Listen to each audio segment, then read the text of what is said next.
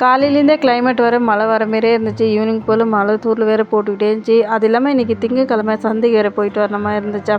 Evening போல் தான் லைட்டாக ஃப்ரெஷ்ஷாக போயிட்டு தலை வாரிக்கிட்டு அம்மா வந்துட்டு காலையிலே பூ கொடுத்து விட்டுருந்தாங்க. அது நான் காலையிலே பூ வைக்கல, அதனால ஈவினிங் போல் பூ வச்சுக்கிட்டு, பூ வந்துட்டு அம்மா கட்டினா நல்லா கட்டுவாங்க. பட் எனக்கு அவ்வளோவா கட்ட தெரியாது. பூ வச்சுக்கிட்டு அப்படியே கிளம்பியாச்சு சந்தைக்கு போகலாம் அப்படின்னு சொல்லிட்டு போகும்போது பார்த்திங்கனாக்கா மழை தூறல் வேறு போட்டுகிட்டே இருந்துச்சு. துணி வேறு காய வச்சது எடுக்கவே இல்லை. அதை எடுத்து சேரில் போட்டுட்டு அதுக்கப்புறம் சந்தைக்கு போயிட்டேன். காய்கறி வந்துட்டு அதிகமாக வாங்க வேண்டியதில்லை. ஏன்னா போன வாரம் வாங்கிட்டு வந்து வச்சது ஃப்ரிட்ஜில் அப்படியே இருக்கா. இப்போ தேவையானது மட்டும் வாங்கிட்டு வரலாம் அப்படின்னு சொல்லிட்டு போனேன். ஒரு 2 காய்கறி வாங்கிட்டு வெங்காயம் தக்காளி மட்டும் வாரம் வாங்கிடுவேன்.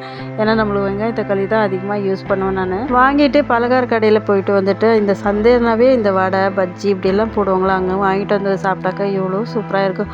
ஒன்று டொமேட்டோ கெச்சப் இருந்துச்சு, அதை போட்டுட்டு அப்படியே உட்காந்துட்டு டிவி கொஞ்ச நேரம் பார்த்துக்கிட்டே சாப்பிட்டுட்டு இருந்தேன் நானும் தம்பி. இன்னொரு மினி ப்ளாகில் பார்க்கலாம். பாய்.